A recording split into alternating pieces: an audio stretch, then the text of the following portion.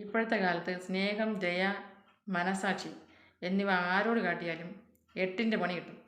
അതുകൊണ്ട് സ്വന്തം ജീവിതം മറന്ന് ആർക്കും വല്ലവർക്കും വേണ്ടി, സ്വന്തം ആവശ്യത്തിനല്ലാതെ വല്ലവർക്കും വേണ്ടി പൈസകൾ കടം വാങ്ങി കൊടുക്കുമ്പോൾ ആലോചിക്കണം. അവരത് കൊടുത്തില്ലെങ്കിൽ അത് നിങ്ങളുടെ തലയിലാവും. അതുകൊണ്ട് പൈസ വാങ്ങിയാൽ അത് സമയത്തിന് കൊടുക്കാൻ കഴിഞ്ഞില്ലെങ്കിൽ ആ പണിക്ക് പോകരുത്. പിന്നെ അതിൻ്റെ പേരിൽ മനസ്സാ വാച കർമ്മണ അറിയാത്ത കാര്യത്തിന് കുടുംബത്ത് കയറി പെണ്ണുങ്ങളോട് മോശം പറയുന്നതും ഗുണ്ടായുസം കാണിക്കുന്നതും വളരെ വലിയ തെണ്ടിത്തരമാണ്, ക്രിമിനൽ കുറ്റമാണ്.